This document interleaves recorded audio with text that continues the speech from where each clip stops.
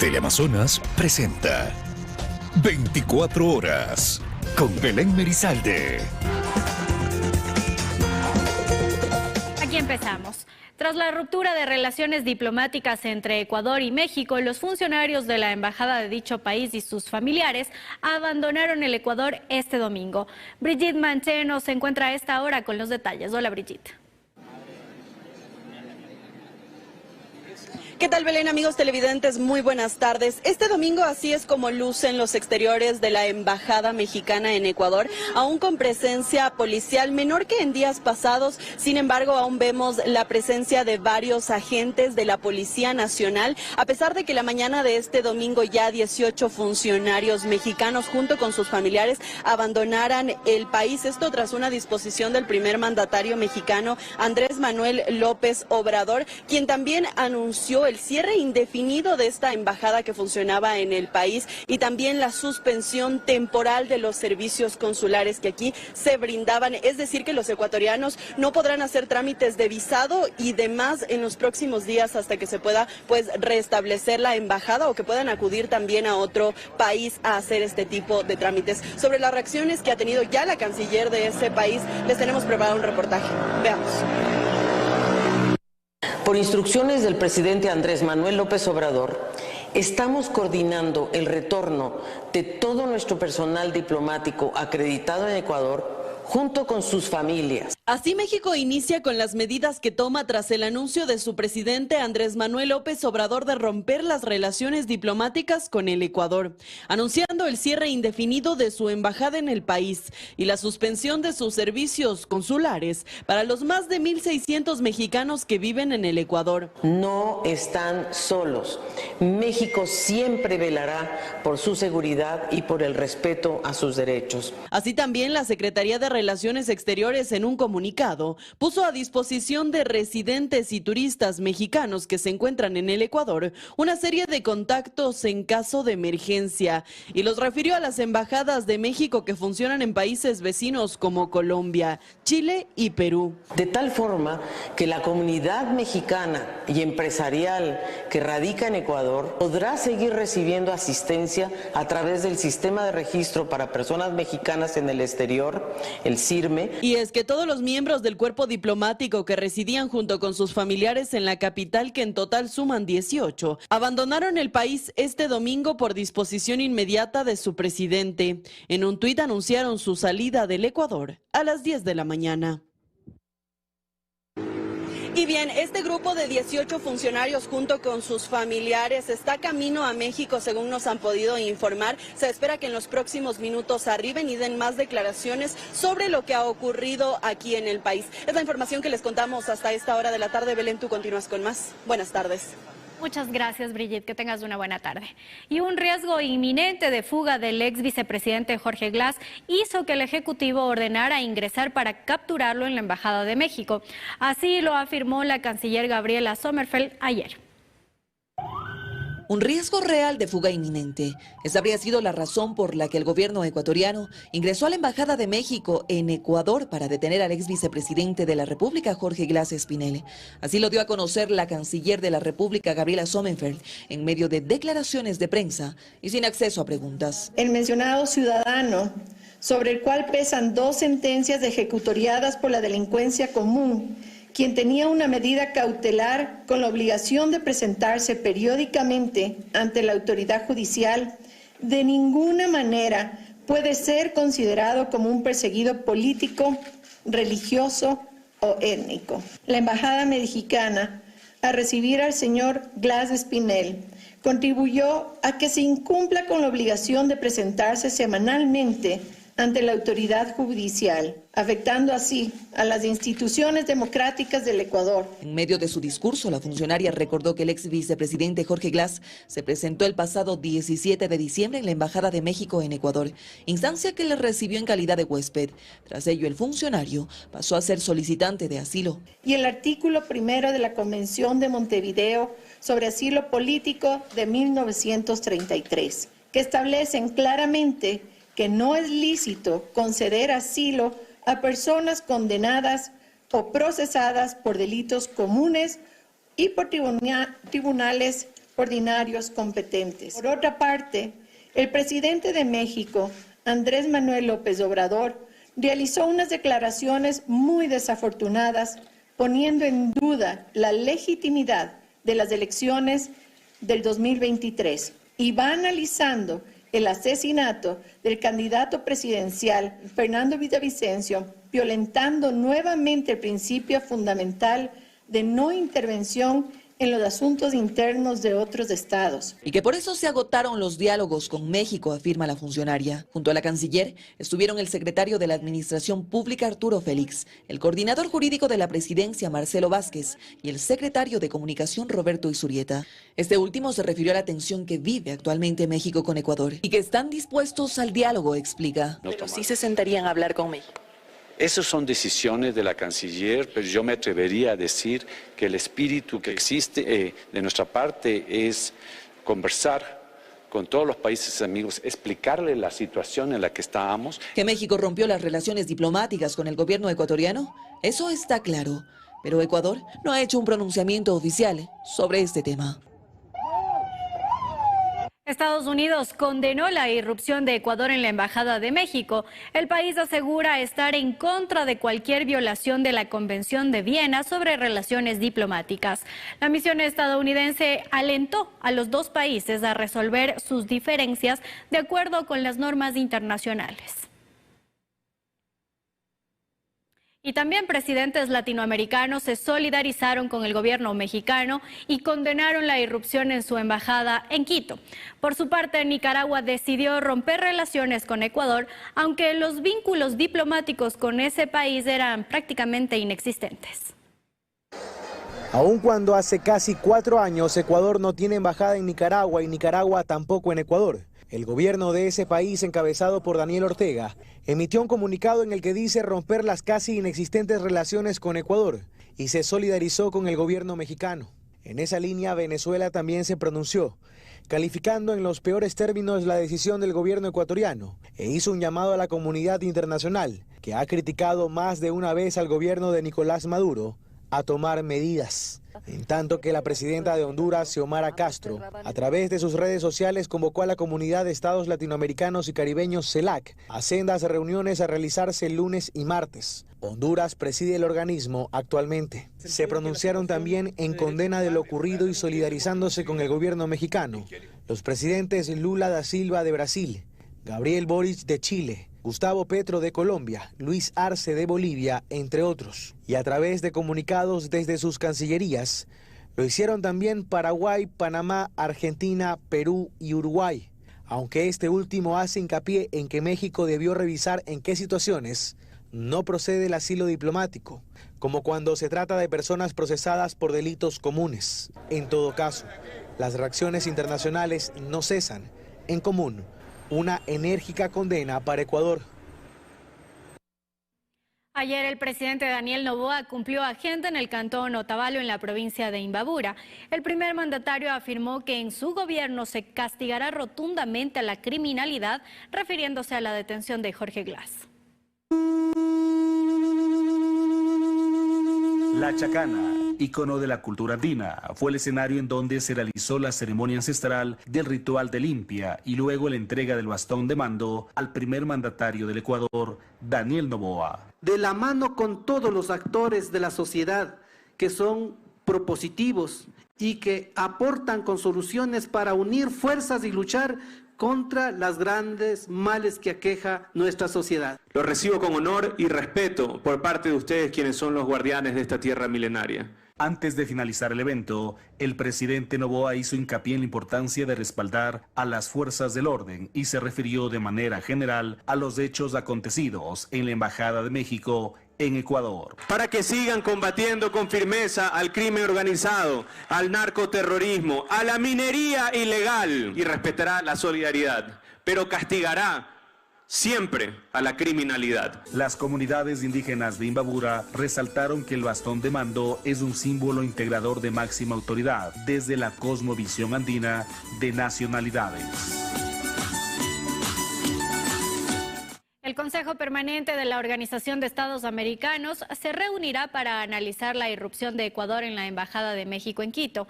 Las autoridades mexicanas ya han adelantado que demandarán al Ecuador ante la Corte Internacional de Justicia. Hasta antes de este viernes por la noche, Ecuador contaba con un argumento sólido. El asilo político que otorgó México al ex vicepresidente Jorge Glass es simplemente improcedente. Especialistas coinciden que con esa premisa en mano, Ecuador podía señalar a México ante la comunidad internacional por hacer mal uso de la Convención de Caracas sobre el asilo. Pero la repentina irrupción de militares y policías en la Embajada de México en Quito para capturar por la fuerza a Glass pateó el tablero diplomático, poniendo las cosas cuesta arriba para Ecuador. No solo que México ha roto unas ya deterioradas relaciones diplomáticas, sino que demandará a Ecuador ante la Corte Internacional de Justicia. Y ahí el país tendría las de perder. En un mundo ideal, pudiéramos haber ido nosotros a la Corte Internacional de Justicia a presentar estos argumentos. Pero el Ecuador decidió no hacer caso a lo que dice la ley y decidió no iniciar ningún proceso judicial para la defensa de sus intereses. Decidió romper el orden internacional. Básicamente lo que México va a pedir es una reparación y en el cual el Ecuador va a tener que pagar. ¿Y esto vendrá de dónde? Con mucha pena será así, con dinero de los ecuatorianos. La tensión ha ido escalando en las últimas horas. El secretario general de la Organización de Estados Americanos, Luis Almagro, rechazó lo ocurrido, comparándolo con un ataque similar perpetrado contra la OEA en Managua. Insistió que ni en ese caso ni en el de la Embajada Mexicana son admisibles ambigüedades, sino la plena coherencia con el derecho internacional. Internacionalmente el Ecuador queda en una posición muy débil, muy delicada. Olvidémonos del asilo, si quiere, ¿sí? El artículo 22 de la Convención de Viena dice que los locales de las legaciones diplomáticas son inviolables y han penetrado en territorio mexicano, porque la embajada es territorio mexicano. La ruptura de lazos diplomáticos no solo implica la suspensión de diálogos entre países y el retiro de funcionarios, sino que es también una medida que puede provocar afectaciones económicas y sociales, es decir, la dificultad para realizar transacciones comerciales y las complicaciones que se generan para la población migrante de ambos países en cuanto al acceso a servicios migratorios eficientes. La Organización de Estados Americanos adelanta la necesidad de una reunión del Consejo Permanente para abordar el tema y encontrar una solución pacífica a la controversia. Antes de ser trasladado a La Roca, el ex vicepresidente Jorge Glass permaneció por más de 8 horas en la unidad de flagrancia aquí en la capital, en medio de un importante cordón de seguridad. Aquí les presentamos un recuento de los hechos. Lo que parecía imposible se convirtió en realidad. Cerca de las 10 de la noche de este viernes, equipos tácticos de la Policía Nacional ingresaron a la Embajada Mexicana,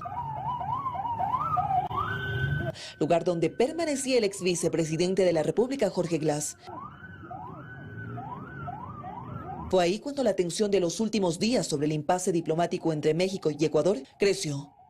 Estas imágenes dejan ver cómo uniformados fuertemente armados retiraron de esa sede diplomática al exfuncionario a la unidad de flagrancia en el centro norte de la capital. Fue en medio de este accionar que el encargado como embajador de México en Ecuador, Roberto Canseco, intentó detener esa diligencia y protagonizó esta escena, enfrentándose incluso a los uniformados.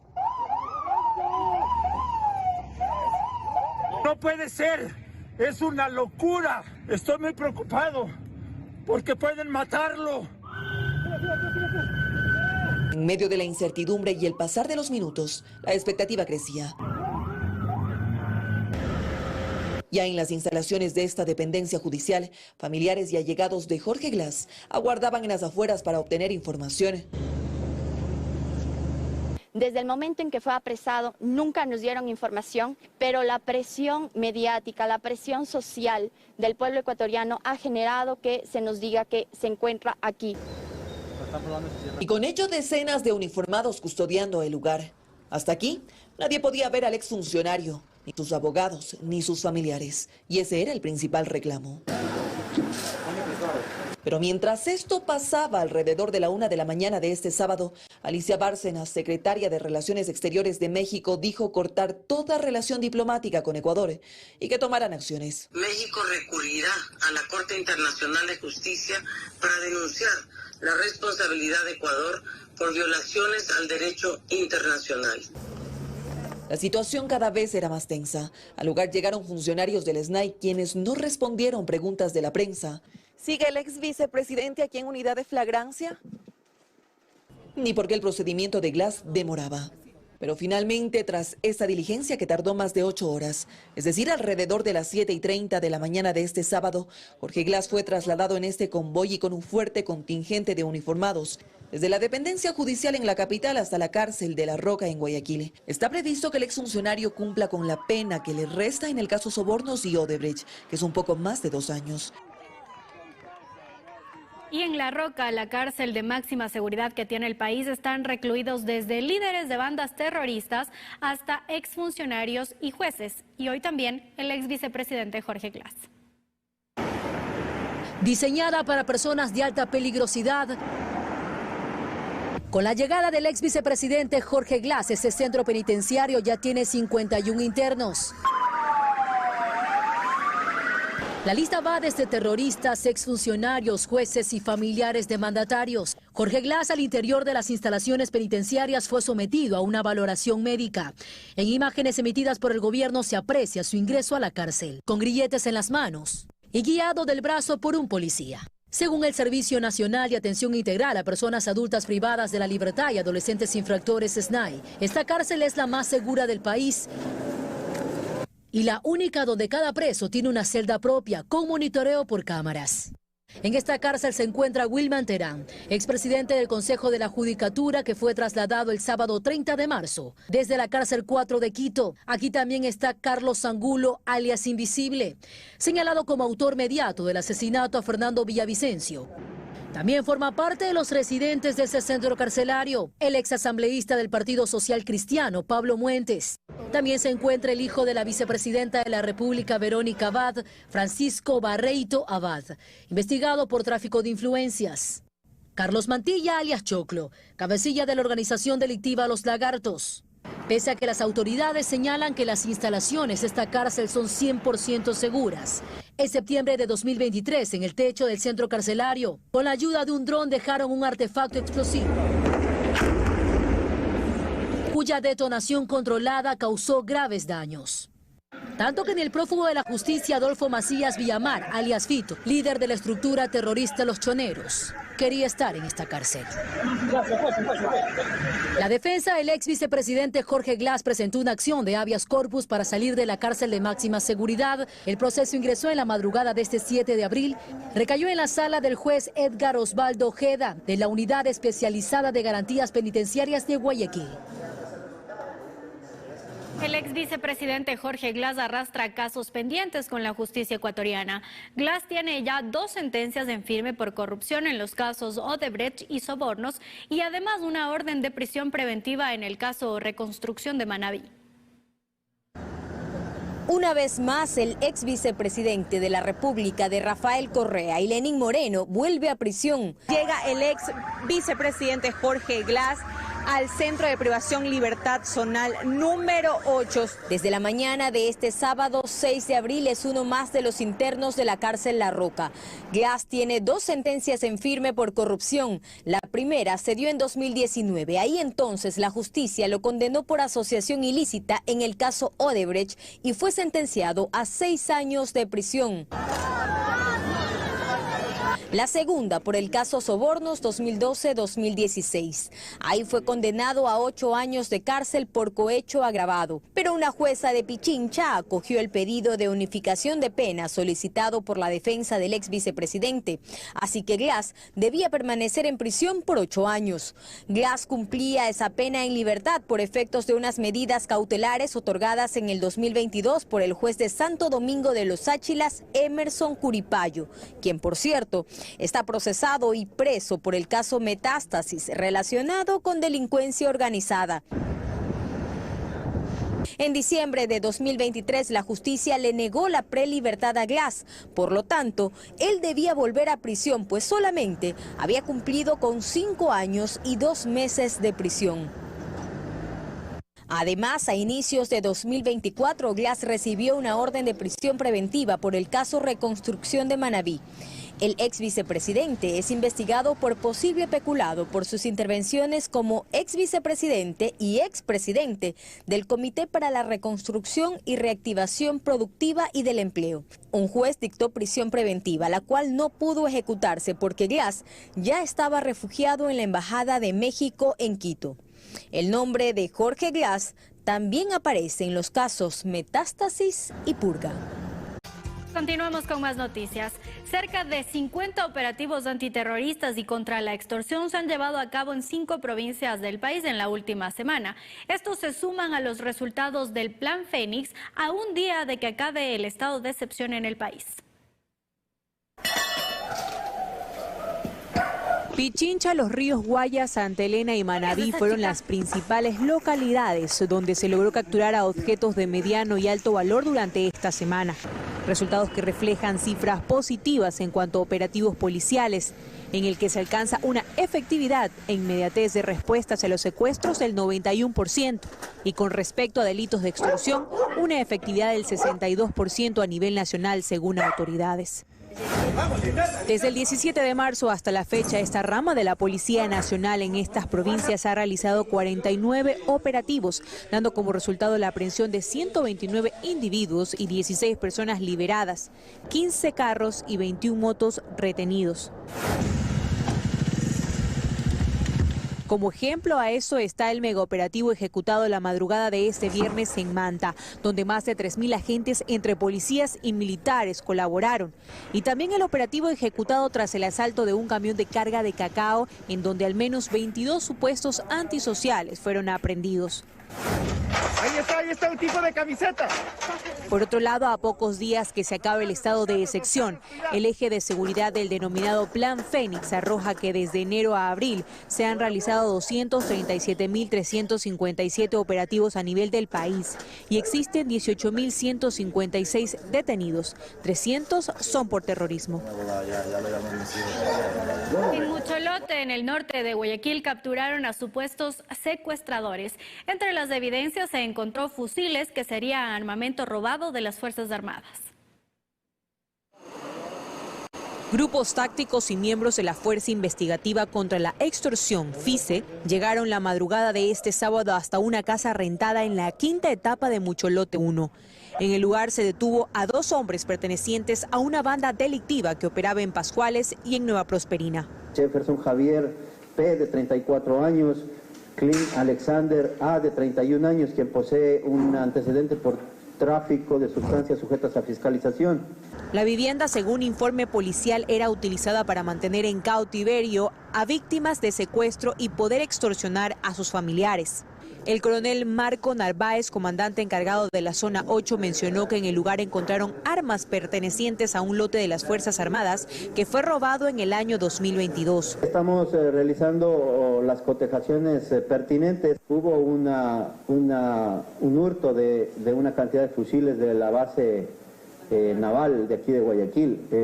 Ahí se perdieron unos fusiles con estas características. Entre las evidencias se encuentra 5 fusiles, 2 pistolas, alrededor de 500 balas, un celular, 2 carros, una moto y hasta una hoja de cuaderno donde había nombres de personas y montos de dinero que se presumen corresponden a las vacunas que eran cobradas por la banda. En menos de 24 horas, la policía capturó a 5 sujetos implicados en el intento de secuestro de un empresario en el norte de Guayaquil. Los detenidos realizaban falsos operativos para secuestrar a ciudadanos. Son parte de una peligrosa estructura delictiva dedicada al secuestro y extorsión en Guayaquil. Para cometer estos delitos se disfrazaban de policías y agentes de tránsito, fingiendo operativos en diferentes zonas de la urbe porteña. Tienen antecedentes policiales por secuestro y por delincuencia organizada, 2 de ellos. Su última víctima, un empresario que se salvó de ser secuestrado la tarde del sábado 6 de abril. El ciudadano circulaba en su vehículo por la avenida Francisco Orellana y Naín Isaías cuando fue sorprendido por esta banda criminal que a la fuerza Intentaron llevárselo. Un grupo de infractores de la ley, utilizando un pseudo operativo policial, utilizando una motocicleta de las mismas que utilizamos en la Policía Nacional, trató de parar la marcha del ciudadano que se dirigía a hacer sus tareas normales, y también acompañado de varios vehículos de alta gama. Uno de ellos cumplía la función de cerrar el paso. Intentaron en otro vehículo embarcarle, en un Toyota Fortuner. A la fuerza trataban de plagiarlo. El Ford blanco fue interceptado por una camioneta gris negra y atrás de esa había otra plateada. Se bajaron como 6 manes y ahí lo encañonaron a ese pana y le hicieron lo que le hicieron y se fueron ahí, se iban a la fuga en otro Aveo que estaba parqueado ahí en la esquina. Ahí. Tras 4 allanamientos ejecutados por agentes de la Policía Nacional, en el Cantón Durán, en el sur, Esteros y Pascuales, en el puerto principal, los atraparon. Cada uno de estos sujetos cumplían roles y funciones diferentes. Para ejecutar los secuestros hablaban por medio de radios de comunicación. A más de 2 años de la emisión del decreto 227 que establece la colocación de escáneres en los puertos del país, no todas las terminales portuarias cuentan con estos dispositivos hasta la fecha. Esta medida de seguridad fue establecida para evitar la contaminación de productos con droga. Más de 70 toneladas de droga ha incautado la Policía Nacional en lo que va del año. Gran parte del alcaloide fue encontrado en los puertos del país. Aquí uno de los más recientes. 22 de marzo, casi media tonelada de droga fue hallada en un contenedor con productos de exportación en uno de los puertos de Guayaquil. El destino del alcaloide era Bélgica. Para evitar estas contaminaciones, en 2021, el gobierno de Guillermo Lasso emitió el decreto 227 como parte de una política pública de seguridad. La disposición establece la colocación de escáneres en puertos con movimiento de carga contenerizada, medida que 2 años después no se ha cumplido en su totalidad. Y aquí el puerto de Contecón cuenta con un total de 3 escáneres, 2 son fijos y 1 es móvil. Son de origen francés y están operativos desde diciembre del 2023. Todos los vehículos que ingresan al área operativa de Contecón en Guayaquil pasan por estos dispositivos. El tiempo de inspección es de 20 segundos por contenedor. Las imágenes detectadas pasan a un centro de monitoreo de la Policía Nacional y una vez que la carga fue inspeccionada, puede ser despachada a su destino. Pero, ¿por qué si es una disposición presidencial y parte de la lucha contra el narcotráfico, aún no todos los puertos la cumplen? El principal problema que tuvieron al inicio fue el ponerse de acuerdo en el tipo de tecnología a instalar. Segundo punto, usted sabe que el implementar estos sistemas que no son de bajo presupuesto, son un poco complicados para los puertos más pequeños. Otro experto en el tema señala que la implementación de escáneres podría reducir hasta en un 80% la contaminación de contenedores, siempre y cuando sean manejados por personal capacitado y de alta confiabilidad. Ese es uno de los grandes retos de nuestras instituciones. Aunque los escáneres no serían la solución absoluta, ya que la contaminación en territorio marítimo también es frecuente. No hay ningún método que pueda controlar inmensos espacios marítimos si no es con alta tecnología, por vía satélite, drones. Pero lo que sí se ha implementado es un sistema de monitoreo BTS que desde 2023 se encuentra ubicado en los canales del Estero Salado en Guayaquil. Y hay un control en vivo y en directo, se pudiera decir. Este noticiero está a la espera de una entrevista con el Servicio Nacional de Aduana. Una gran cantidad de material explosivo fue descubierto por la policía en una vivienda ubicada al sur de Cuenca. Según las primeras indagaciones, el material era custodiado por un extranjero ligado al grupo terrorista Los Lobos. Toda esta cantidad de material explosivo fue descubierto por la policía la noche del pasado viernes en una vivienda ubicada en el sector de El Batán, al sur de Cuenca. Como indicios encontramos 739 cartuchos calibre .223, 674 cilindros de pentolita, 2 rollos de cordón detonante de color azul, una terminal móvil y, como se les había indicado, una granada de fragmentación tipo defensiva. La granada tuvo que ser detonada de forma controlada. La granada se encontraba bastante inestable, presentaba partes corroídas y de igual forma En un momento determinado se procedió a utilizar un traje especial, un EOD-9, para proceder a trasladar con una manta balística a un lugar seguro para su inmediata destrucción, ya que estos explosivos son bastante inestables y pueden ser activados por un golpe o fricción. El peligroso material, según el personal especializado en explosivos del Grupo de Intervención y Rescate, era manejado de forma antitécnica. Estaríamos hablando de un radio de detonación de 200 metros. Las consecuencias hubiesen sido catastróficas. Hubiésemos tenido muchas vidas en juego. El material, según los primeros datos, le pertenecía al grupo delictivo Los Lobos. Ahora lo que se investiga es si se pretendía ocupar para algún acto terrorista o para la minería ilegal. Hemos obtenido mucha información en el allanamiento de este domicilio y lo que tenemos ahora es que vincularlo a otras investigaciones, vincularlo a otra información que tengamos, ya no solo a nivel acá de la ciudad de Cuenca o la provincia de La Suay, sino a nivel nacional a través de las unidades transversales. Una persona de nacionalidad venezolana que custodiaba el material fue detenida para las investigaciones. Seguimos con más información, amigos. A 15 días de las elecciones, el Consejo Nacional Electoral realiza simulacros previos al referéndum y consulta popular para poner a prueba los procedimientos técnicos, operativos y logísticos para garantizar que las elecciones del próximo 21 de abril se realicen con total normalidad. Que todo está listo para las elecciones de consulta popular y referéndum 2024 es lo que anunció la presidenta del Consejo Nacional Electoral, Diana Tamaint, quien luego de 2 simulacros electorales realizados este fin de semana, aseguró que todo está a punto para este nuevo proceso electoral. Y es que este sábado se realizaron pruebas del sistema informático en las 3 circunscripciones especiales del exterior, evitando que se presente alguna eventualidad. En total serán más de 429,000 los ecuatorianos que podrán sufragar en el extranjero de 9 de la mañana a 19 horas del 21 de abril. Estamos listos para el voto en el exterior. Los paquetes electorales ya están en aduanas de la mayoría de los países. Toca desaduanizar. Se han hecho los simulacros el día de ayer en las zonas en donde se han seleccionado y esperamos que todo se desarrolle dentro de la normalidad. Previo al simulacro nacional desarrollado este domingo, Atamaint aseguró que más del 80% de papeletas ya están impresas y luego de integrar los paquetes electorales saldrán primero a las provincias amazónicas y de Galápagos, que son aquellas que tienen los recintos más alejados del país, hasta llegar el día sábado, que se distribuyen en la provincia de Pichincha por la cercanía. Sobre el voto de los más de 1,300 ecuatorianos empadronados en México, Atamaint explicó que el proceso se ha desarrollado con total normalidad. Sigue con su organización normal.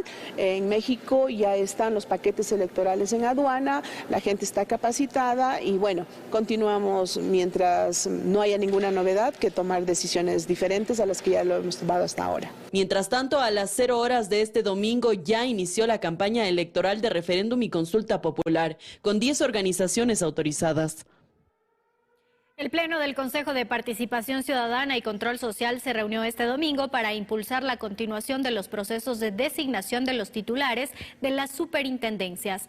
El primer paso fue disponer la conformación de mesas técnicas para el tratamiento de los proyectos de reglamentos de la selección de autoridades de las superintendencias de Economía Popular y Solidaria, de Competencia Económica y de Compañías, Valores y Seguros. Ponga atención porque la devolución del IVA para adultos mayores y personas con discapacidad tendrá cambios. La nueva ley de turismo establece que solo las compras de productos en establecimientos autorizados por la Administración Tributaria tendrán devolución del impuesto al valor agregado. Para que se aplique la devolución del IVA, las personas de la tercera edad y con discapacidad tendrán que realizar la compra de bienes y servicios de uso personal únicamente en establecimientos autorizados por el Servicio de Rentas Internas. Así lo dispone el artículo 16 de la Ley para el Fortalecimiento del Turismo vigente desde el pasado 25 de marzo. Los criterios para la autorización de establecimientos estarán detallados en un reglamento que se tiene previsto esté disponible posible en mayo. Debería salir en el reglamento aclarándose esto. ¿Cómo va a ser el procedimiento? El establecimiento no va a cobrar el IVA. Cada establecimiento va a tener que colocar, tal vez en su RUC saldrá establecimiento autorizado para devolución de IVA a adultos mayores. Expertos destacan que esta reforma es un incentivo para la formalización de establecimientos que venden productos de primera necesidad, aunque aseguran que al inicio del proceso existiría una restricción en la devolución del IVA. El beneficio se mantiene, sin embargo, probablemente al desconocer que asisten a su establecimiento o a su supermercado de confianza, al que han venido comprando en los últimos años, no conste o no esté habilitado como establecimiento autorizado, probablemente vaya a haber un pequeño contratiempo en ese sentido. Por eso la importancia de que la Administración Tributaria emita un listado con los establecimientos autorizados, enfatizan los expertos. Los analistas tributarios añaden que los establecimientos que no están regularizados perderían a un grupo de contribuyentes que elegirá locales autorizados que les permitan acceder a la devolución del IVA. Mientras tanto, hasta que no se publique el reglamento, la devolución seguirá realizándose como ahora, mediante dos mecanismos, vía solicitud y automáticamente. Si usted está buscando un lugar para viajar en el sur de Ecuador, en la provincia del Oro, se encuentra el cantón Zaruma. Este lugar ofrece a los visitantes desde gastronomía exquisita hasta sitios turísticos increíbles. El cantón Zaruma en la provincia de El Oro está envuelta por un paisaje de montañas, casas coloniales, gastronomía y mucho más. Decidimos ponernos en los zapatos de un turista para conocer más de esta ciudad y arrancamos por la gastronomía, conociendo el famoso tigrillo de Zaruma, que desde que llegamos nos mencionaron que es un plato típico que sí o sí tenemos que probar. El tigrillo es nuestro plato típico, es de nuestras abuelitas. Ellos son los que lo inventaron. Se necesitan sus ingredientes como es el verde, el queso y los huevos. O sea, no es mucho. Y sal y esas cositas que es a su gusto. El tigrillo no puede faltar en la taza de café. Es el complemento del tigrillo.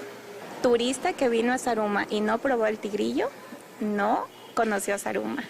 Dígame la verdad, ¿cuántos tigrillos usted se come? Uy, muchos.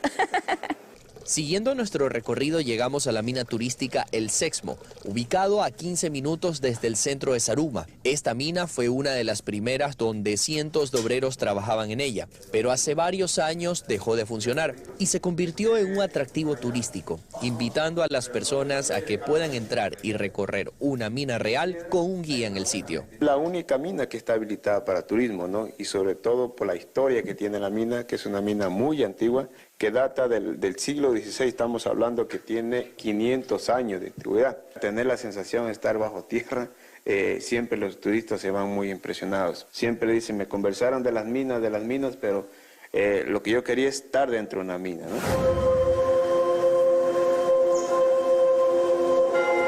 Otro de los lugares donde cientos de turistas nacionales y extranjeros lo visitan es el Santuario de la Virgen del Carmen. Esta iglesia fue construida gracias a los mineros, ganaderos, agricultores y la comunidad entera que aportaron económicamente entre los años 1912 hasta 1930 para construir esta iglesia que se encuentra en el centro de Zaruma. La calidez de su gente es parte de la esencia de Zaruma, acompañado de un viaje colonial por algunas de sus calles, ofreciendo a las personas que lo visitan una estadía inolvidable para compartir entre familia y amigos.